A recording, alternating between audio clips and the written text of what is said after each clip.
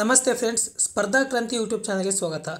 ಈ ದಿನ ನಾವು 29ನೇ ತಾರೀಕು ನಡೆಯುವ ವಿಲೇಜ್ ಅಕೌಂಟೆಂಟ್ ಪರೀಕ್ಷೆಗೆ ಅತಿ ಮುಖ್ಯವಾದ ಪ್ರಶ್ನೋತ್ತರಗಳನ್ನು ಡಿಸ್ಕಸ್ ಮಾಡೋಣ. ನೋಡಿ, ಮೊದಲನೇ ಪ್ರಶ್ನೆ, ಭಾರತೀಯ ಒಕ್ಕೂಟದಲ್ಲಿ ಹೊಸ ರಾಜ್ಯವನ್ನು ಸೇರಿಸಲು ಸಂವಿಧಾನದ ಯಾವ ಅನುಸೂಚಿ ಅಥವಾ ಶೆಡ್ಯೂಲ್ಗೆ ತಿದ್ದುಪಡಿ ಮಾಡಬೇಕಾಗುತ್ತದೆ? ಇದಕ್ಕೆ ಸರಿಯಾದ ಉತ್ತರ 1ನೇ ಅನುಸೂಚಿ ಅಥವಾ ಶೆಡ್ಯೂಲ್. ನೋಡಿ, ಸಂವಿಧಾನದ 1ನೇ ಅನುಸೂಚಿ ಏನು ಹೇಳ್ತದೆ? ರಾಜ್ಯಗಳು ಮತ್ತು ಕೇಂದ್ರಾಡಳಿತ ಪ್ರದೇಶಗಳ ವಿವರಗಳನ್ನು ತಿಳಿಸುತ್ತದೆ. ಆದ್ದರಿಂದ ನಾವು ಸಂವಿಧಾನದ 1ನೇ ಶೆಡ್ಯೂಲನ್ನು ತಿದ್ದುಪಡಿ ಮಾಡುವುದರ ಮೂಲಕ ಭಾರತೀಯ ಒಕ್ಕೂಟದಲ್ಲಿ ಹೊಸ ರಾಜ್ಯವನ್ನು ಸೇರಿಸಬಹುದು. ಹಾಗಾದರೆ ನಮ್ಮ ಸಂವಿಧಾನ ಒಟ್ಟು ಎಷ್ಟು ಅನುಸೂಚಿಗಳನ್ನು ಒಳಗೊಂಡಿದೆ ಅಂತಂದರೆ ಅದು 12 ಅನುಸೂಚಿಗಳನ್ನು ಭಾರತ ಸಂವಿಧಾನದಲ್ಲಿ ನಾವು ನೋಡಬಹುದು. ಎರಡನೇ ಪ್ರಶ್ನೆ, ಮಾಡು ಇಲ್ಲವೇ ಮಡಿ ಘೋಷಣೆಯನ್ನು ನೀಡಿದವರು ಯಾರು? ಸರಿಯಾದ ಉತ್ತರ ಮಹಾತ್ಮ ಗಾಂಧೀಜಿಯವರು. ಮಹಾತ್ಮ ಗಾಂಧೀಜಿಯವರು ಕ್ವಿಟ್ ಇಂಡಿಯಾ ಮೂವ್ಮೆಂಟ್, ಭಾರತ ಬಿಟ್ಟು ತೊಲಗಿ ಚಳುವಳಿಯಲ್ಲಿ ಡೂ ಆರ್ ಡೈ ಎಂಬುವ ಘೋಷಣೆಯನ್ನು ನೀಡಿದವರು. ಈ ಕ್ವಿಟ್ ಇಂಡಿಯಾ ಮೂವ್ಮೆಂಟ್ ಪ್ರಾರಂಭವಾದದ್ದು ಆಗಸ್ಟ್ 8, 1942ರಲ್ಲಿ. ಇದನ್ನು ಪ್ರಾರಂಭಿಸಿದವರು ಮಹಾತ್ಮ ಗಾಂಧೀಜಿಯವರು ಹಾಗೂ ಇವರೇ ಈ ಚಳುವಳಿಯಲ್ಲಿ ಡೂ ಆರ್ ಡೈ ಎಂಬುವಂತಹ ಒಂದು ಘೋಷವಾಕ್ಯವನ್ನು ನೀಡಿದರು. ಮಹಾತ್ಮ ಗಾಂಧೀಜಿಯವರು ಹುಟ್ಟಿದ್ದು ಅಕ್ಟೋಬರ್ 2, 1869 ಮತ್ತು ಗಾಂಧೀಜಿಯವರು ಹುತಾತ್ಮರಾದದ್ದು ಜನವರಿ 30, 1948. ನೋಡಿ, ಹಟ್ಟಿ ಚಿನ್ನದ ಗಣಿ ಯಾವ ಜಿಲ್ಲೆಯಲ್ಲಿ ಕಂಡುಬರುತ್ತದೆ? ಸರಿಯಾದ ಉತ್ತರ ರಾಯಚೂರು ಜಿಲ್ಲೆಯಲ್ಲಿ. ಹೊಂದಿಸಿ ಬರೆಯ ಕೇಳಿದರೆ ಸ್ನೇಹಿತರೆ, ಒಂದು ಕಡೆ ವಿಶ್ವವಿದ್ಯಾನಿಲಯಗಳನ್ನು ಕೊಟ್ಟಿದ್ದಾರೆ, ಇನ್ನೊಂದು ಕಡೆ ಅವು ಇರುವ ಸ್ಥಳಗಳನ್ನು ಕೊಟ್ಟಿದ್ದಾರೆ. ಇದಕ್ಕೆ ಸರಿಯಾದ ಉತ್ತರ ಆಪ್ಷನ್ 1. ನೋಡಿ, ಸರಿಯಾದ ಉತ್ತರ ಹೀಗಿದೆ. ಕನ್ನಡ ವಿಶ್ವವಿದ್ಯಾನಿಲಯ ಇರೋದು ಧಾರವಾಡದಲ್ಲಿ, ಕೇಂದ್ರೀಯ ವಿಶ್ವವಿದ್ಯಾಲಯ ಇರುವುದು ಕಲಬುರಗಿಯಲ್ಲಿ, ಕುವೆಂಪು ವಿಶ್ವವಿದ್ಯಾಲಯ ಇರೋದು ಶಿವಮೊಗ್ಗದಲ್ಲಿ, ರಾಣಿ ಚೆನ್ನಮ್ಮ ವಿಶ್ವವಿದ್ಯಾಲಯ ಇರೋದು ಬೆಳಗಾವಿಯಲ್ಲಿ, ಕನ್ನಡ ವಿಶ್ವವಿದ್ಯಾಲಯ ಇರೋದು ಹಂಪಿಯಲ್ಲಿ. 5ನೇ ಪ್ರಶ್ನೆ ನೋಡಿ, ಕೆಳಗಿನವರುಗಳಲ್ಲಿ ಯಾರು ಸತಿ ಪದ್ಧತಿ ನಿರ್ಮೂಲನೆಗೆ ಅವರು ನೀಡಿದ ಕೊಡುಗೆಯಿಂದ ಪ್ರಸಿದ್ಧರಾಗಿದ್ದಾರೆ? ಸರಿಯಾದ ಉತ್ತರ ಲಾರ್ಡ್ ವಿಲಿಯಂ ಬೆಂಟಿಕ್. ಕೆಳಗಿನವುಗಳಲ್ಲಿ ಪ್ರಥಮವಾಗಿ ಸಂಯೋಜನೆಗೊಂಡ ವೇದ ಯಾವುದು? ಸರಿಯಾದ ಉತ್ತರ ಋಗ್ವೇದ. ನೋಡಿ ಸ್ನೇಹಿತರೆ, ಋಗ್ವೇದ ಪ್ರಥಮವಾಗಿ ಸಂಯೋಜನೆಗೊಂಡ ವೇದವಾಗಿದೆ. ಈ ಋಗ್ವೇದವನ್ನು ಬರೆದವರು ಯಾರು? ವ್ಯಾಸರು. ಈ ಋಗ್ವೇದ ಒಟ್ಟು 1028 ಸೂಕ್ತಗಳನ್ನು ಒಳಗೊಂಡಿದೆ. ಬೇಲೂರಿನಲ್ಲಿ ಪ್ರಸಿದ್ಧವಾಗಿರುವ ದೇವಸ್ಥಾನ ಯಾವುದು? ಸರಿಯಾದ ಉತ್ತರ ಚೆನ್ನಕೇಶವ ದೇವಸ್ಥಾನ. ನೆಕ್ಸ್ಟ್, ಬಾದಾಮಿ ಚಾಳುಕ್ಯರ ಪ್ರಸಿದ್ಧ ಮಹಾನ್ ದೊರೆ ಯಾರು?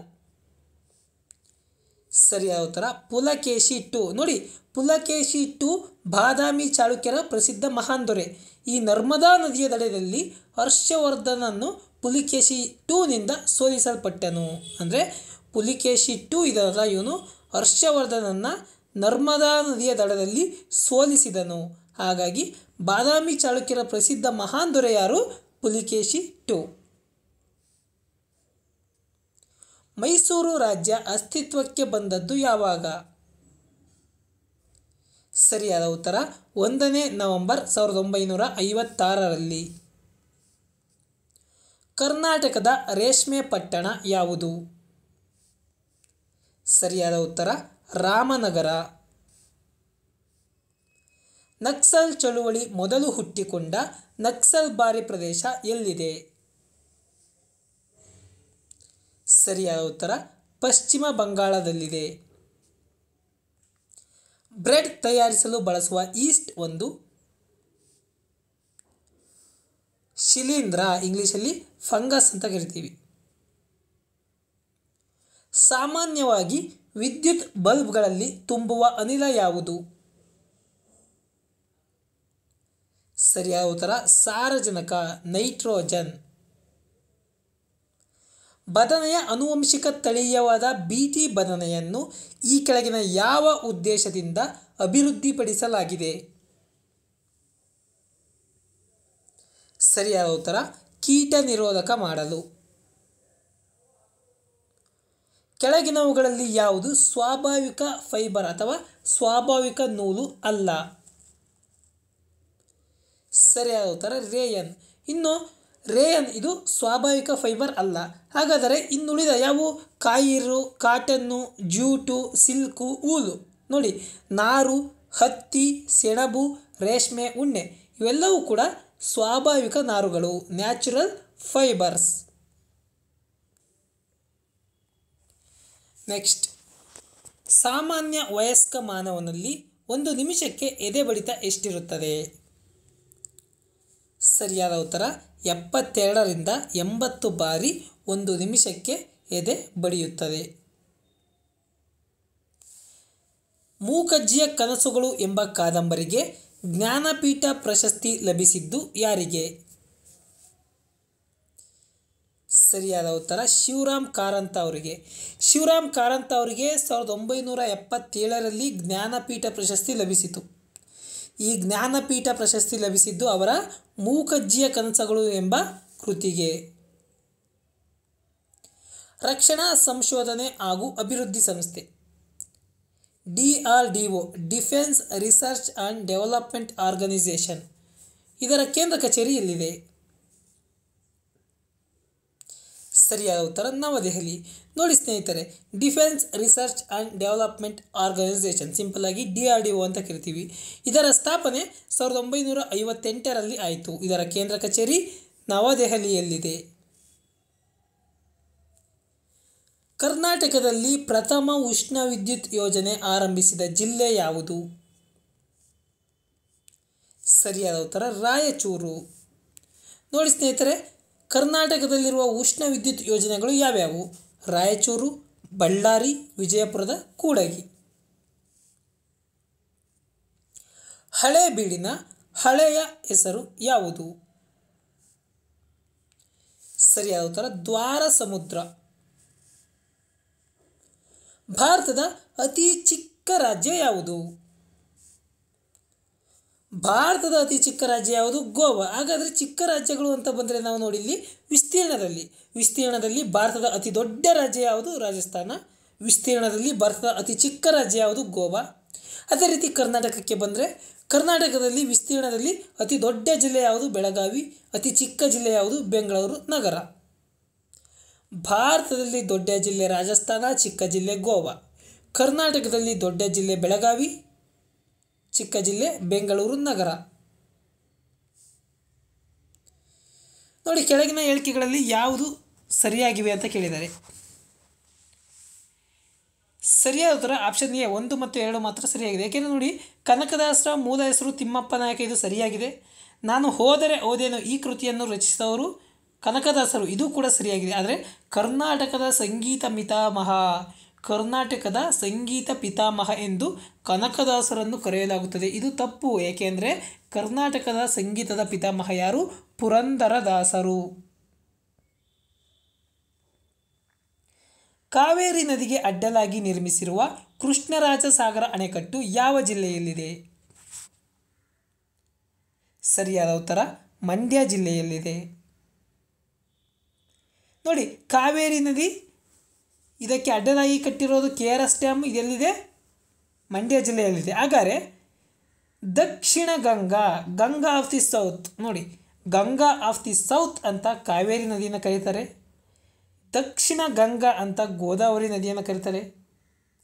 ಈ ಕಾವೇರಿ ನದಿ ಹರಿಯುವ ರಾಜ್ಯಗಳು ಕರ್ನಾಟಕ, ಕೇರಳ, ತಮಿಳುನಾಡು ಮತ್ತು ಪುದುಚೇರಿ ಎಂಬುವ ಕೇಂದ್ರಾಡಳಿತ ಪ್ರದೇಶ. ಕರ್ನಾಟಕ, ಕೇರಳ, ತಮಿಳುನಾಡು ಮತ್ತು ಪುದುಚೇರಿಯಲ್ಲಿ ಕಾವೇರಿ ನದಿ ಹರಿಯುತ್ತದೆ. ನೋಡಿ, ಕೆಳಗಿನವುಗಳಲ್ಲಿ ಯಾವುದು ದ್ವಿದಳ ಬೆಳೆ? ಸರಿಯಾದ ಉತ್ತರ ಆಪ್ಷನ್ 4 ಕಡಲೆ, ಇದು ದ್ವಿದಳ ಬೆಳೆ. ನೋಡಿ, ಕ್ವಶನ್ ಏನು ಕೇಳಿದರೆ ಕೆಳಗಿನವುಗಳಲ್ಲಿ ಯಾವುದು ದ್ವಿದಳ ಬೆಳೆ? ಕಡಲೆ, ಇದು ದ್ವಿದಳ ಬೆಳೆ. ಹಾಗಾದರೆ ಭತ್ತ, ಗೋಧಿ, ಮೆಕ್ಕೆಜೋಳ ಈ 3 ಕೂಡ ಏಕದಳ ಬೆಳೆಗಳು.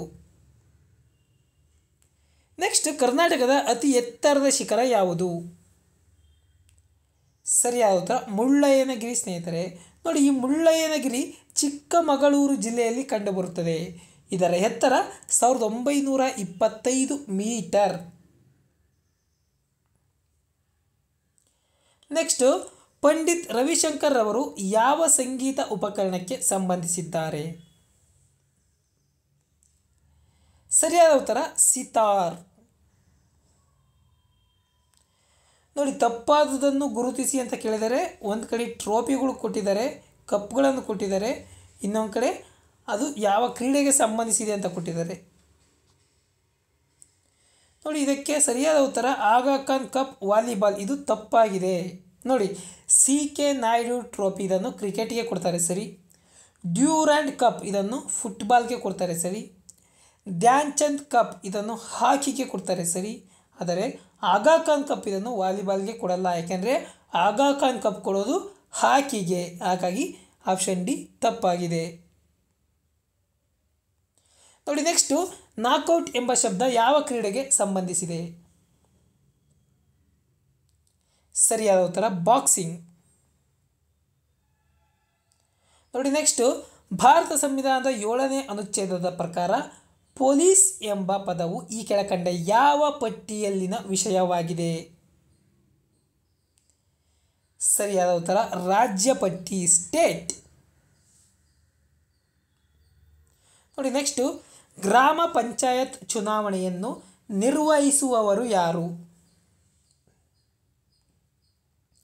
ಸರಿಯಾದ ಉತ್ತರ ರಾಜ್ಯ ಚುನಾವಣಾ ಆಯೋಗ. ನೆಕ್ಸ್ಟು ಕರ್ನಾಟಕ ರಾಜ್ಯದ ವಿಧಾನ ಪರಿಷತ್ತು ಎಷ್ಟು ಸ್ಥಾನಗಳನ್ನು ಒಳಗೊಂಡಿದೆ? ನೋಡಿ, ಸರಿಯಾದ ಉತ್ತರ 75 ಸ್ಥಾನಗಳನ್ನು. ಕರ್ನಾಟಕ ರಾಜ್ಯದ ವಿಧಾನ ಪರಿಷತ್ತು ಒಟ್ಟು 75 ಸ್ಥಾನಗಳನ್ನು ಒಳಗೊಂಡಿದೆ. ಆ 75 ಸ್ಥಾನಗಳಲ್ಲಿ ಸ್ನೇಹಿತರೆ ನೋಡಿ, 75 ಸ್ಥಾನಗಳಲ್ಲಿ ವಿಧಾನಸಭೆಯಿಂದ 25 ಸ್ಥಾನಗಳು ತುಂಬುತ್ತಾರೆ, ಸ್ಥಳೀಯ ಪ್ರಾಧಿಕಾರಗಳಿಂದ 25 ಸ್ಥಾನಗಳನ್ನು ತುಂಬುತ್ತಾರೆ, ಪದವೀಧರರಿಂದ 7 ಸ್ಥಾನಗಳನ್ನು ತುಂಬುತ್ತಾರೆ, ಶಿಕ್ಷಕರಿಂದ 7 ಸ್ಥಾನಗಳನ್ನು ತುಂಬುತ್ತಾರೆ, ರಾಜ್ಯಪಾಲರು 11 ಜನರನ್ನು ನಾಮಕರಣ ಮಾಡ್ತಾರೆ. ಒಟ್ಟು 75 ಜನ ಸದಸ್ಯರನ್ನು ವಿಧಾನ ಪರಿಷತ್ತು ಒಳಗೊಂಡಿರುತ್ತದೆ. ನೆಕ್ಸ್ಟು USA ರಾಷ್ಟ್ರದ ಸಂಸತ್ತನ್ನು ಈ ಕೆಳಕಂಡಂತೆ ಕರೆಯುತ್ತಾರೆ? ಸರಿಯಾದ ಉತ್ತರ ಕಾಂಗ್ರೆಸ್. ನೋಡಿ, ಈ ಕೆಳಕಂಡ ಯಾವುದು ರಾಷ್ಟ್ರೀಯ ಪಕ್ಷ ಅಲ್ಲ? ನೋಡಿ, ರಾಷ್ಟ್ರೀಯ ಪಕ್ಷ ಅಲ್ಲ ಅಂದರೆ ಅದು SP, ಇದು ರಾಷ್ಟ್ರೀಯ ಪಕ್ಷ ಅಲ್ಲ. ನೋಡಿ, ಒಟ್ಟು ರಾಷ್ಟ್ರೀಯ ಪಕ್ಷಗಳು ಎಷ್ಟಿದ್ದಾವೆ ಅಂದರೆ 7 ರಾಷ್ಟ್ರೀಯ ಪಕ್ಷಗಳು ಇದ್ದಾವೆ. ನೋಡಿ, AITC, BSP, BJP, CPI, CPIM, INC, NCP ಇವೇಳೂ ಕೂಡ ನ್ಯಾಷನಲ್ ಪಾರ್ಟೀಸ್ ಆಫ್ ಇಂಡಿಯಾ. ನೋಡಿ, AITC All India Trinamool Congress, BSP Bahujan Samaj Party, BJP Bharatiya Janata Party, CPI Communist Party of India, CPIM Communist Party of India Marxist, INC Indian National Congress, NCP Nationalist Congress Party. ಇವೆಲ್ಲವೂ ಕೂಡ national parties of India. ನೋಡಿ, BJP Bharatiya Janata ಪಾರ್ಟಿಯನ್ನು 1980ರಲ್ಲಿ ಪ್ರಾರಂಭಿಸಲಾಯಿತು. INC Indian National ಕಾಂಗ್ರೆಸ್ಸನ್ನು 1885ರಲ್ಲಿಯೇ ಸ್ಥಾಪನೆಯಾಗಿತ್ತು. Next ಪ್ರಶ್ನೆ, ಈ ಕೆಳಕಂಡ ಯಾವುದು ಮೂಲಭೂತ ಹಕ್ಕು ಅಲ್ಲ? ಸರಿಯಾದ ಉತ್ತರ ಸ್ವತ್ತು ಹೊಂದುವ ಹಕ್ಕು ಅಥವಾ ಆಸ್ತಿಯ ಹಕ್ಕು. ಇದು ಮೂಲಭೂತ ಹಕ್ಕು ಅಲ್ಲ. ಮುಂಚೆ ಇದು ಮೂಲಭೂತ ಹಕ್ಕಾಗಿತ್ತು, ಬಟ್ ಇದನ್ನು ಈಗ ಕಾನೂನುಬದ್ಧ ಹಕ್ಕನ್ನಾಗಿ ಮಾಡಲಾಗಿದೆ. ಈಗ ಇದು ಆಸ್ತಿಯ ಹಕ್ಕು, ಸ್ವತ್ತು ಹೊಂದುವ ಹಕ್ಕು. ಇದು ಮೂಲಭೂತ ಹಕ್ಕುಗಳು ಅಲ್ಲ. ಹಾಗಾದರೆ 6 ಮೂಲಭೂತ ಹಕ್ಕುಗಳಿವೆ. 1 ಸಮಾನತೆಯ ಹಕ್ಕು, ಸ್ವಾತಂತ್ರ್ಯದ ಹಕ್ಕು, ಶೋಷಣೆಯ ವಿರುದ್ಧದ ಹಕ್ಕು, ಧಾರ್ಮಿಕ ಸ್ವಾತಂತ್ರ್ಯದ ಹಕ್ಕು, ಸಾಂಸ್ಕೃತಿಕ ಮತ್ತು ಶೈಕ್ಷಣಿಕ ಹಕ್ಕು, ಸಂವಿಧಾನಾತ್ಮಕ ಪರಿಹಾರೋಪಾಯಗಳ ಹಕ್ಕು. ನೆಕ್ಸ್ಟ್ ಪ್ರಶ್ನೆ, ಭಾರತ ಸಂವಿಧಾನವನ್ನು ಸ್ವೀಕರಿಸಿದ ದಿನಾಂಕ ಯಾವುದು? ಸ್ವೀಕರಿಸಿದ ದಿನಾಂಕ ಸರಿಯಾದ ಉತ್ತರ ಆಪ್ಷನ್ ಎ 26 ನವೆಂಬರ್ 1949ರಂದು. ನೆಕ್ಸ್ಟು, ಇಂಡಿಯಾ ಅಂದರೆ ಭಾರತ ಈ ಕೆಳಕಂಡವುಗಳ ಒಕ್ಕೂಟವಾಗಿದೆ. ಸರಿಯಾದ ಉತ್ತರ ಭಾರತವು ರಾಜ್ಯಗಳ ಒಕ್ಕೂಟವಾಗಿದೆ. ನೆಕ್ಸ್ಟು, ಈ ಕೆಳಕಂಡ ಯಾವುದು ಮೂಲಭೂತ ಕರ್ತವ್ಯ ಅಲ್ಲ?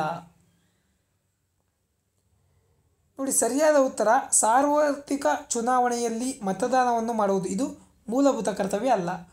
ವೈಜ್ಞಾನಿಕ ಮನೋಭಾವನೆಯನ್ನು ಬೆಳೆಸುವುದು, ಸಾರ್ವಜನಿಕ ಸ್ವತ್ತನ್ನು ರಕ್ಷಿಸುವುದು, ಸಂವಿಧಾನವನ್ನು ಒಪ್ಪಿಕೊಳ್ಳುವುದು ಮತ್ತು ಅದರ ಧ್ಯೇಯೋದ್ದೇಶಗಳನ್ನು ಗೌರವಿಸುವುದು, ಇವೆಲ್ಲವೂ ಕೂಡ ಮೂಲಭೂತ ಕರ್ತವ್ಯಗಳು.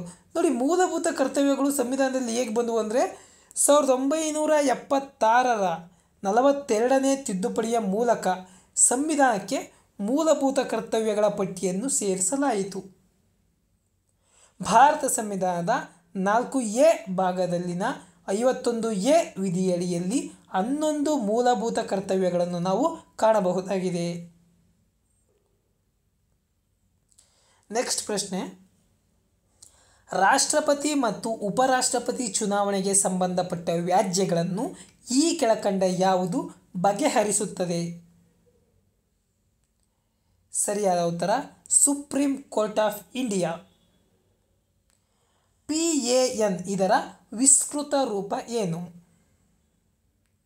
ಸರಿಯಾದ ಉತ್ತರ ಪರ್ಮನೆಂಟ್ ಅಕೌಂಟ್ ನಂಬರ್. ಕೃಷ್ಣದೇವರಾಯರವರು ಅಮುಕ್ತ ಮೌಲ್ಯವನ್ನು ಯಾವ ಭಾಷೆಯಲ್ಲಿ ಬರೆದಿದ್ದಾರೆ? ಸರಿಯಾದ ಉತ್ತರ ತೆಲುಗು ಭಾಷೆಯಲ್ಲಿ ಬರೆದಿದ್ದಾರೆ. ನೋಡಿ, ಕೃಷ್ಣದೇವರಾಯ, ಶ್ರೀ ಕೃಷ್ಣದೇವರಾಯ ಇವರು ತುಳುವ ರಾಜವಂಶಕ್ಕೆ ಸೇರಿದವರು.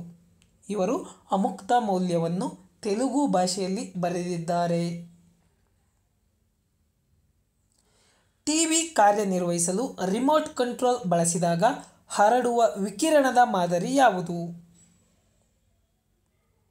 ಸರಿಯಾದ ಉತ್ತರ ಇನ್ಫ್ರಾರೆಡ್. ನೋಡಿ, ಕೆಳಗಿನವುಗಳಲ್ಲಿರುವ ಯಾವ ಆಮ್ಲ ನಿಂಬೆಹಣ್ಣಿನಲ್ಲಿ ಕಂಡುಬರುತ್ತದೆ? ಸರಿಯಾದ ಉತ್ತರ ಸಿಟ್ರಿಕ್ ಆಮ್ಲ. ಆಲ್ಟಿಮೀಟರ್ ಉನ್ನತಿ ಮಾಪಕ ಅಂತ ಕರಿತೀವಿ ಕನ್ನಡದಲ್ಲಿ. ಈ ಆಲ್ಟಿಮೀಟರನ್ನು ಯಾವುದನ್ನು ಅಳೆಯಲು ಬಳಸುತ್ತಾರೆ? Altimeter is used to measure altitude ಅಂದರೆ ಎತ್ತರ. ಜಾತಕಗಳು ಇದರ ಕಥೆಗಳು.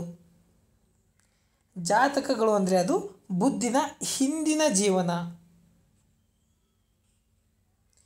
ಖಿಲಾಫತ್ ಚಳುವಳಿ ಇವರಿಗೆ ಆದ ಅನ್ಯಾಯದ ವಿರುದ್ಧ ಹಮ್ಮಿಕೊಳ್ಳಲಾಯಿತು. ಟರ್ಕಿಯರಿಗೆ ಆದ ಅನ್ಯಾಯದ ವಿರುದ್ಧ. ಮಹಾವೀರರು ಎಷ್ಟನೇ ತೀರ್ಥಂಕರರು? ಮಹಾವೀರ 24ನೇ ತೀರ್ಥಂಕರ. ನೋಡಿ, ಈ ಕೆಳಗಿನ ಯಾರ ಅಧ್ಯಕ್ಷತೆಯಲ್ಲಿ ಲಾಹೋರ್ನಲ್ಲಿ ನಡೆದಂತಹ ಕಾಂಗ್ರೆಸ್ ಅಧಿವೇಶನದಲ್ಲಿ ಇಂಡಿಯನ್ ನ್ಯಾಷನಲ್ ಕಾಂಗ್ರೆಸ್ನ ಗುರಿ ಪೂರ್ಣ ಸ್ವರಾಜ್ ಎಂದು ಘೋಷಿಸಲಾಯಿತು? ಸರಿಯಾದ ಉತ್ತರ ಪಂಡಿತ್ ಜವಾಹರ್ಲಾಲ್ ನೆಹರು. ಇವರ ಅಧ್ಯಕ್ಷತೆಯಲ್ಲಿ ಲಾಹೋರ್ನಲ್ಲಿ ಕಾಂಗ್ರೆಸ್ ಅಧಿವೇಶನ ನಡೆಯುತ್ತೆ. ಆ ಅಧಿವೇಶನದಲ್ಲಿ INC ಅಂದರೆ ಇಂಡಿಯನ್ ನ್ಯಾಷನಲ್ ಕಾಂಗ್ರೆಸ್ ಪೂರ್ಣ ಸ್ವರಾಜ್ಯವನ್ನು ತಮ್ಮ ಗುರಿ ಎಂದು ಘೋಷಿಸಿತು. ಈ ಅಧಿವೇಶನ ನಡೆದದ್ದು 1929ರಲ್ಲಿ. ಲಾಹೋರ್ ಕಾಂಗ್ರೆಸ್ ಅಧಿವೇಶನ ನಡೆದದ್ದು 1929ರಲ್ಲಿ. ನೋಡಿ, ಹೊಂದಿಸಿ ಬರೆಯಲಿ ಕೇಳಿದರೆ ಒಂದು ಸೈಡು ಲೇಖಕರನ್ನು ಕೊಟ್ಟಿದ್ದಾರೆ, ಇನ್ನೊಂದು ಸೈಡು ಕೃತಿಗಳನ್ನು ಕೊಟ್ಟಿದ್ದಾರೆ. ಹೊಂದಿಸಿ ಬರೆದಾಗ ಸರಿ ಉತ್ತರ ಹೀಗಿದೆ. ನೋಡಿ, ಅನಿ ಬೆಸೆಂಟ್ ನ್ಯೂ ಇಂಡಿಯಾ ಬರೆದಿದ್ದಾರೆ. ಬಾಲ್ ಗಂಗಾಧರ್ ತಿಲಕ್ ಕೇಸರಿ ಎಂಬುವ ಕೃತಿ ಬರೆದಿದ್ದಾರೆ. ಅರಬಿಂದೋ ಘೋಷ್ ರವರು ಬಂದೇ ಮಾತರಂ ಕೃತಿಯನ್ನು ಬರೆದಿದ್ದಾರೆ. ಮಹಾತ್ಮ ಗಾಂಧೀಜಿಯವರು ಯಂಗ್ ಇಂಡಿಯಾ ಕೃತಿಯನ್ನು ಬರೆದಿದ್ದಾರೆ. ನೆಕ್ಸ್ಟು, ಕೆಳಗಿನವುಗಳಲ್ಲಿ ಯಾವುದನ್ನು ಕೆಂಪು ಗ್ರಹ ಎಂದು ಕರೆಯಲಾಗುತ್ತದೆ? ಸರಿಯಾದ ಉತ್ತರ ಮಂಗಳ ಗ್ರಹವನ್ನು. ಸಮುದ್ರದ ನೀರಿನಲ್ಲಿರುವ ಸಾಮಾನ್ಯ ಉಪ್ಪು ಯಾವುದು? ಸರಿಯಾದ ಉತ್ತರ ಸೋಡಿಯಂ ಕ್ಲೋರೈಡ್. ಭಾರತದ 2011ರ ಜನಗಣತಿಯ ಪ್ರಕಾರ ಕರ್ನಾಟಕ ರಾಜ್ಯದಲ್ಲಿ ಸ್ತ್ರೀ ಜನಸಂಖ್ಯೆ ಅಂದಾಜು ಎಷ್ಟಿದೆ? ಸರಿಯಾದ ಉತ್ತರ 3 ಕೋಟಿ. ಕೆಳಗಿನವುಗಳಲ್ಲಿ ಯಾವುದು ಲೈಂಗಿಕವಾಗಿ ಹರಡುವ ರೋಗಗಳು? ನೋಡಿ, ಲೈಂಗಿಕೆಯಿಂದ ಬರೀ ಏಡ್ಸ್ ಅಷ್ಟೇ ಅಲ್ಲ ಬರೋದು. ಭಾಳ ಜನ ಬರೀ ಏಡ್ಸ್ ಅಂತ ಅಂದ್ಕೊಂಡಿರ್ತೀರಿ, ಅದು ರಾಂಗ್. ಏಡ್ಸು, ಸಿಫಿಲಿಸ್ಸು, ಗೊನೋರಿಯಾ ಇವೆಲ್ಲವೂ ಕೂಡ ಲೈಂಗಿಕವಾಗಿ ಹರಡುವ ರೋಗಗಳು. ಹೆಪಟೈಟಿಸ್ ಬಿ ಕೂಡ ಲೈಂಗಿಕವಾಗಿ ಹರಡುತ್ತದೆ. ಕರ್ನಾಟಕ ರಾಜ್ಯದಲ್ಲಿ ಅತಿ ಹೆಚ್ಚು ಸಾಕ್ಷರತೆ ಹೊಂದಿರುವ ಜಿಲ್ಲೆ ಯಾವುದು? ನೋಡಿ, ಸರಿಯಾದ ಉತ್ತರ ಅತಿ ಹೆಚ್ಚು ಸಾಕ್ಷರತೆ ಹೊಂದಿರುವ ಜಿಲ್ಲೆ ದಕ್ಷಿಣ ಕನ್ನಡ. ಅದೇ ಅತಿ ಕಡಿಮೆ ಸಾಕ್ಷರತೆ ಹೊಂದಿರುವ ಜಿಲ್ಲೆ Yadgir. My experiment with truth, my experiments with truth ಎಂಬುದು ಯಾರ ಆತ್ಮಚರಿತ್ರೆ? ಸರಿಯಾದ ಉತ್ತರ ಮಹಾತ್ಮ ಗಾಂಧೀಜಿಯವರ ಆತ್ಮಚರಿತ್ರೆ. 59ನೇ ಪ್ರಶ್ನೆ, ಯಾವ ನದಿ ಎತ್ತಿನ ಹೊಳೆ ಯೋಜನೆಗೆ ಸಂಬಂಧಿಸಿದೆ? ಸರಿಯಾದ ಉತ್ತರ ನೇತ್ರಾವತಿ ನದಿ. ನೋಡಿ, ನೇತ್ರಾವತಿ ನದಿ ಎತ್ತಿನ ಹೊಳೆ ಯೋಜನೆಗೆ ಸಂಬಂಧಿಸಿದೆ. ಹಾಗಾದರೆ ಈ ಎತ್ತಿನ ಹೊಳೆ ಯೋಜನೆ ಬಗ್ಗೆ ನೋಡೋದಾದರೆ, ಪಶ್ಚಿಮ ಘಟ್ಟದ ಮೇಲ್ಭಾಗದಲ್ಲಿ ಹರಿಯುವ ಹಳ್ಳಗಳಿಂದ ಪಶ್ಚಿಮಾಭಿಮುಖವಾಗಿ ಹರಿದು ಸಮುದ್ರ ಸೇರುತ್ತಿದ್ದ ನೀರನ್ನು ಪೂರ್ವಾಭಿಮುಖವಾಗಿ ತಿರುಗಿಸುವ ಡಾಕ್ಟರ್ ಪರಮಶಿವಯ್ಯ ಸಮಿತಿಯ ಶಿಫಾರಸ್ಸಿನಂತೆ ಕೈಗೊಂಡ ಮಹತ್ವಾಕಾಂಕ್ಷೆ ಯೋಜನೆ ಯಾವುದು? ಎತ್ತಿನ ಹೊಳೆ ಯೋಜನೆ. ಹಾಗೂ ಈ ಪಶ್ಚಿಮ ಘಟ್ಟದ ಮೇಲ್ಭಾಗದಲ್ಲಿ ಹರಿಯುವ ಯಾವ್ಯಾವ ಹೊಳೆ? ಎತ್ತಿನ ಹೊಳೆ, ಕಾಡುಮನೆ ಹೊಳೆ, ಒಂಗಡ ಹಳ್ಳ, ಕೇರಿ ಹೊಳೆ. ಈ ಎಲ್ಲ ಹಳ್ಳಗಳಿಗೆ ಅಡ್ಡಲಾಗಿ 8 ವಿಯರ್ಗಳನ್ನು 8 ತಡೆಗಳನ್ನು ಕಟ್ಟಿ ಮಳೆಗಾಲದಲ್ಲಿ ಬರಪೀಡಿತ 7 ಜಿಲ್ಲೆಗಳಿಗೆ ನೀರನ್ನು ಒದಗಿಸುವ ಯೋಜನೆಯೇ ಎತ್ತಿನ ಹೊಳೆ ಯೋಜನೆ. ನೆಕ್ಸ್ಟ್ ಪ್ರಶ್ನೆ, ಕೆಳಗಿನವುಗಳಲ್ಲಿ ಯಾರು ಪ್ರಸಿದ್ಧ ವ್ಯಂಗ್ಯ ಚಿತ್ರಕಾರರು? ಸರಿಯಾದ ಉತ್ತರ ಆರ್.ಕೆ. ಲಕ್ಷ್ಮಣ್. ನೆಕ್ಸ್ಟು, ಯಾರನ್ನು ಭಾರತದ ಹಸಿರು ಕ್ರಾಂತಿಯ ಪಿತಾಮಹ ಎಂದು ಕರೆಯಲಾಗುತ್ತದೆ? ನೋಡಿ, ಭಾರತದ ಹಸಿರು ಕ್ರಾಂತಿಯ ಪಿತಾಮಹ ಎಂದು ಎಂ.ಎಸ್. ಸ್ವಾಮಿನಾಥನ್ರವರನ್ನು ಕರೆಯಲಾಗುತ್ತದೆ. ಅದೇ ರೀತಿ ಹಸಿರು ಕ್ರಾಂತಿಯ ಪಿತಾಮಹ ಅಂತ ಯಾರನ್ನು ಕರಿತೀವಿ? ನಾರ್ಮನ್ ಬೋರ್ಲಾಂಗ್ ಅವರನ್ನು ಕರಿತೀವಿ. ನಾರ್ಮನ್ ಬೋರ್ಲಾಂಗ್ರವರನ್ನು ಹಸಿರು ಕ್ರಾಂತಿಯ ಪಿತಾಮಹ ಎಂದು ಕರಿತೀವಿ. ಭಾರತದ ಹಸಿರು ಕ್ರಾಂತಿಯ ಪಿತಾಮಹ ಎಂದು ಎಂ.ಎಸ್. ಸ್ವಾಮಿನಾಥನ್ರವರನ್ನು ಕರಿತೀವಿ. 1965ರಲ್ಲಿ ಭಾರತದಲ್ಲಿ ಹಸಿರು ಕ್ರಾಂತಿ ಆರಂಭವಾಯಿತು. ಇನ್ನು 1987ರಲ್ಲಿ ಮೊದಲ ವಿಶ್ವ ಆಹಾರ ಪ್ರಶಸ್ತಿಯನ್ನು ನೀಡಲಾಗಿದೆ. ನೆಕ್ಸ್ಟ್ ಪ್ರಶ್ನೆ, ಮೋಹಿನಿಯಟ್ಟಂ ಎಂಬ ನೃತ್ಯ ರೂಪ ಯಾವ ರಾಜ್ಯಕ್ಕೆ ಸಂಬಂಧಿಸಿದೆ? ಸರಿಯಾದ ಉತ್ತರ ಕೇರಳ. ಕರ್ನಾಟಕದಲ್ಲಿ ಕೆಳಗಿನ ಯಾವ ನಗರಗಳಲ್ಲಿ ಅಂತಾರಾಷ್ಟ್ರೀಯ ವಿಮಾನ ನಿಲ್ದಾಣಗಳಿವೆ? ಸರಿಯಾದ ಉತ್ತರ ಮಂಗಳೂರು ಮತ್ತು ಬೆಂಗಳೂರಿನಲ್ಲಿ. ನೆಕ್ಸ್ಟ್ ನೋಡಿ, ಒಂದು ಕಡೆ ರಾಷ್ಟ್ರೀಯ ಉದ್ಯಾನವನಗಳನ್ನು ಕೊಟ್ಟಿದ್ದಾರೆ, ಇನ್ನೊಂದು ಕಡೆ ಅವು ಇರುವ ಸ್ಥಳಗಳನ್ನು ಕೊಟ್ಟಿದ್ದಾರೆ. ಇದರಲ್ಲಿ ಒಂದು ತಪ್ಪಾಗಿದೆ, ಅದು ಯಾವುದು ಅಂತಂದರೆ ಸರಿಯಾದ ಉತ್ತರ ಆಪ್ಷನ್ ಡಿ ತಪ್ಪಾಗಿದೆ. ನೋಡಿ, ಅಂಶಿ ರಾಷ್ಟ್ರೀಯ ಉದ್ಯಾನವನ ಇರೋದು ಉಡುಪಿ ಅಂತ ಹೇಳಿದ್ದಾರೆ ಅವರು, ಬಟ್ ಅದು ತಪ್ಪು. ಅಂಶಿ ರಾಷ್ಟ್ರೀಯ ಉದ್ಯಾನವನ ಇರೋದಲ್ಲಿ ಉತ್ತರ ಕನ್ನಡದಲ್ಲಿ. ಅದೇ ರೀತಿ ಬಂಡೀಪುರ ರಾಷ್ಟ್ರೀಯ ಉದ್ಯಾನವನ ಇರೋದು ಚಾಮರಾಜನಗರ. ನಾಗರಹೊಳೆ ರಾಷ್ಟ್ರೀಯ ಉದ್ಯಾನವನ ಇರೋದು ಕೊಡಗು. ಬನ್ನೇರುಘಟ್ಟ ರಾಷ್ಟ್ರೀಯ ಉದ್ಯಾನವನ ಇರೋದು ಬೆಂಗಳೂರಿನಲ್ಲಿ. ನೆಕ್ಸ್ಟ್, ಸುವರ್ಣ ವಿಧಾನಸೌಧ ಕರ್ನಾಟಕದ ಯಾವ ಜಿಲ್ಲೆಯಲ್ಲಿದೆ? ಸರಿಯಾದ ಉತ್ತರ ಬೆಳಗಾವಿ ಜಿಲ್ಲೆಯಲ್ಲಿದೆ. ನೆಕ್ಸ್ಟು, ಭಾರತದ ಬಹುತೇಕ ಸ್ಥಳಗಳಲ್ಲಿ ಮಳೆಯಾಗುವ ತಿಂಗಳುಗಳು ಯಾವುವು? ಸರಿಯಾದ ಉತ್ತರ ಜೂನ್, ಜುಲೈ, ಆಗಸ್ಟ್, ಸೆಪ್ಟೆಂಬರ್. ಈ 4 ತಿಂಗಳುಗಳಲ್ಲಿ ಭಾರತದಲ್ಲಿ ಬಹುತೇಕ ಸ್ಥಳಗಳಲ್ಲಿ ಮಳೆಯಾಗುತ್ತದೆ. ನೆಕ್ಸ್ಟು, ಕೆಳಗಿನ ಯಾವುದು ಸುನಾಮಿ ಉಂಟಾಗಲು ಕಾರಣವಾಗಿದೆ? ಸರಿಯಾದ ಉತ್ತರ ಭೂಕಂಪದಿಂದ ಸುನಾಮಿ ಉಂಟಾಗ್ತದೆ. 16ನೇ ಹಣಕಾಸು ಆಯೋಗದ ಅಧ್ಯಕ್ಷರು ಯಾರು?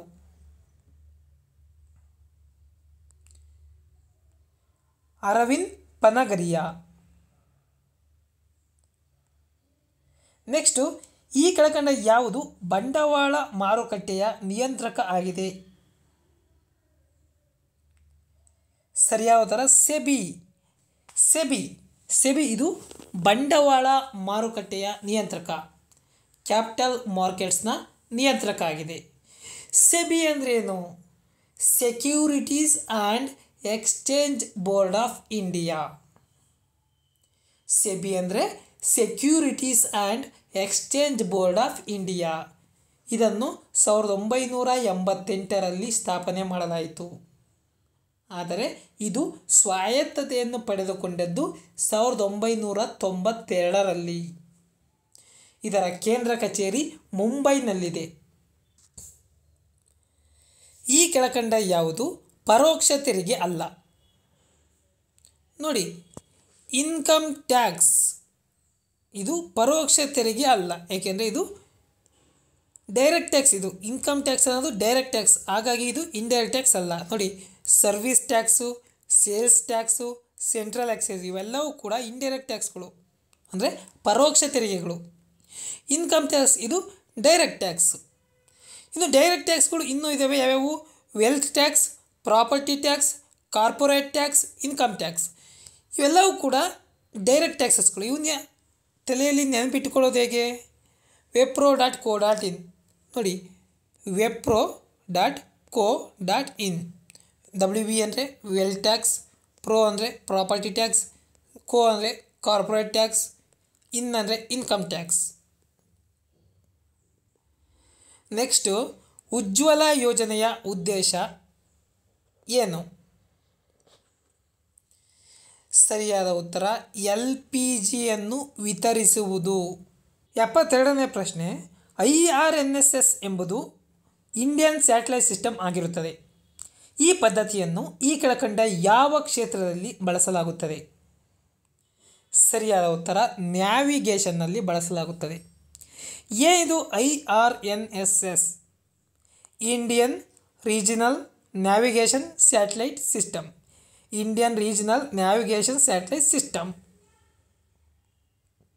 ನೆಕ್ಸ್ಟು, ಕಲ್ಯಾಣ ಕರ್ನಾಟಕ ಭಾಗದ ಜನರಿಗೆ ವಿಶೇಷವಾಗಿ ಜಾರಿಗೆ ತರಲಾದ ನಿಯಮ 371J ಕಲಂ ಅಡಿಯಲ್ಲಿ ಕರ್ನಾಟಕ ರಾಜ್ಯದ ಎಷ್ಟು ಹಿಂದುಳಿದ ಜಿಲ್ಲೆಗಳು ಸೇರ್ಪಡೆಗೊಂಡಿವೆ?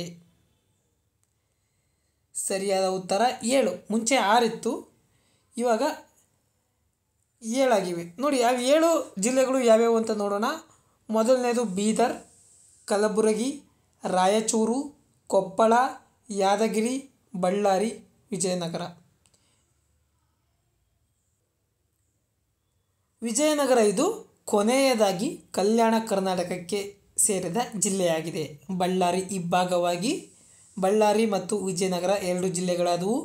ಹಾಗಾಗಿ ಇವೆರಡೂ ಕೂಡ ಕಲ್ಯಾಣ ಕರ್ನಾಟಕಕ್ಕೆ ಒಳಪಡುವ ಜಿಲ್ಲೆಗಳು. ನೆಕ್ಸ್ಟು, ಭಾರತ ಸಂವಿಧಾನದ ಎಷ್ಟನೇ ವಿಧಿಯಲ್ಲಿ ಪತ್ರಿಕಾ ಸ್ವಾತಂತ್ರ್ಯ ಧ್ವನಿತವಾಗಿದೆ? ಆರ್ಟಿಕಲ್ 19ರಲ್ಲಿ. 75ನೇ ಪ್ರಶ್ನೆ, ಭಾರತದ ಸಂಸತ್ತು ಈ ಕೆಳಕಂಡವುಗಳನ್ನು ಸೇರಿಕೊಂಡಿರುತ್ತದೆ. ಸರಿಯಾದ ಉತ್ತರ ರಾಷ್ಟ್ರಪತಿ, ಲೋಕಸಭೆ, ರಾಜ್ಯಸಭೆ ಈ ಮೂರನ್ನು ಒಟ್ಟಾಗಿ ನಾವು ಸಂಸತ್ತು ಅಂತ ಕರಿತೀವಿ. ರಫೇಲ್ ಇದು ಏನು? ನೋಡಿ, ರಫೇಲ್ ಎಂಬುದು ಒಂದು ಏರ್ಕ್ರಾಫ್ಟ್, ಅಂದರೆ ರಫೇಲ್ ಎಂಬುದು ಒಂದು ಏರ್ಕ್ರಾಫ್ಟ್. ಇನ್ನು ಇದರ ಬಗ್ಗೆ ನಾವು ನೋಡೋಣ. ಭಾರತದ ರಕ್ಷಣಾ ಬತ್ತಳಿಕೆಯಲ್ಲಿರುವ ಟ್ಯಾಂಕರ್ ಧ್ವಂಸಕಗಳು ಯಾವುವು? ಅಟ್ ಪ್ರೆಸೆಂಟು ನಮ್ಮ ಭಾರತದ ರಕ್ಷಣಾ ಬತ್ತಳಿಕೆಯಲ್ಲಿ ಇರುವ ಟ್ಯಾಂಕರ್ ಧ್ವಂಸಕಗಳು ನಾಗಾ, ಹೆಲಿನಾ, ಸಾಂತ್, ಅಮೋಘ್ 1, ಮತ್ತು MPAT-GM ಅಂತ. ಈ 5 ಟ್ಯಾಂಕರ್ ಧ್ವಂಸಕಗಳು ಭಾರತದ ರಕ್ಷಣಾ ಬತ್ತಳಿಕೆಯಲ್ಲಿ ಇದ್ದಾವೆ. MPAT-GM ಮ್ಯಾನ್ ಪೋರ್ಟೇಬಲ್ ಆ್ಯಂಟಿ ಟ್ಯಾಂಕ್ ಗೈಡೆಡ್ ಮಿಸೈಲ್ ಅಂತ. ನಾಗಾ ಕ್ಷಿಪಣಿ, ಹೆಲಿನಾ ಕ್ಷಿಪಣಿ, ಸಾಂತ್ ಕ್ಷಿಪಣಿ, ಅಮೋಘ 1 ಕ್ಷಿಪಣಿ, MPAT-GM. ಈ ಕೆಳಕಂಡ ಯಾವ ಜಿಲ್ಲೆಯಲ್ಲಿ ಸೆಂಟ್ರಲ್ ಯೂನಿವರ್ಸಿಟಿ ಆಫ್ ಕರ್ನಾಟಕ ಇದೆ? ಕಲಬುರಗಿಯಲ್ಲಿ. ಕರ್ನಾಟಕ ರಾಜ್ಯದ ಪ್ರವಾಸೋದ್ಯಮ ಇಲಾಖೆಗೆ ಇರುವ ನಾಮಾಂಕಿತ ಏನು? One state mini world. Sugamya Bharat ಯೋಜನೆಯ ಪ್ರಮುಖ ಉದ್ದೇಶ ಏನು? ವಿಕಲಚೇತನರಿಗೆ ಸೌಲಭ್ಯವನ್ನು ಒದಗಿಸುವುದು. ಮಹಾತ್ಮ ಗಾಂಧೀಜಿಯವರು ಹುಟ್ಟಿದ ವರ್ಷ ಯಾವುದು? ನೋಡಿ, ಮಹಾತ್ಮ ಗಾಂಧೀಜಿಯವರು ಹುಟ್ಟಿದ್ದು ಯಾವಾಗ? ಅಕ್ಟೋಬರ್ 2, 1869. ಮಹಾತ್ಮ ಗಾಂಧೀಜಿಯವರು ಹುಟ್ಟಿದ್ದು ಅಕ್ಟೋಬರ್ 2, 1869. ಎಲ್ಲಿ? ಪೋರಬಂದರ್ನಲ್ಲಿ ಹುಟ್ಟಿದರು. ಮಹಾತ್ಮ ಗಾಂಧೀಜಿಯವರು ಹುಟ್ಟಿದ ದಿನಾಂಕವನ್ನು ನಾವು ಅಹಿಂಸಾ ದಿನ ಅಂತ ಆಚರಣೆ ಮಾಡ್ತೀವಿ. ಮಹಾತ್ಮ ಗಾಂಧೀಜಿಯವರು ಮರಣ ಹೊಂದಿದ್ದು ಜನವರಿ 30, 1948. ಎಲ್ಲಿ? ನವದೆಹಲಿಯಲ್ಲಿ. ಇವರು ಮರಣ ಹೊಂದಿದ ದಿನವನ್ನು ನಾವು ಹುತಾತ್ಮರ ದಿನವನ್ನಾಗಿ ಆಚರಣೆ ಮಾಡ್ತೀವಿ. ನೆಕ್ಸ್ಟು, ಈ ಕೆಳಕಂಡ ಭಾರತದ ಯಾವ ರಾಜ್ಯವು ಹೆಚ್ಚಿನ ಲಿಂಗಾನುಪಾತವನ್ನು ಹೊಂದಿದೆ? ಹೆಚ್ಚಿನ ಲಿಂಗಾನುಪಾತವನ್ನು ಹೊಂದಿರೋದು ಕೇರಳ, ಕಡಿಮೆ ಲಿಂಗಾನುಪಾತವನ್ನು ಹೊಂದಿರೋದು ಹರಿಯಾಣ.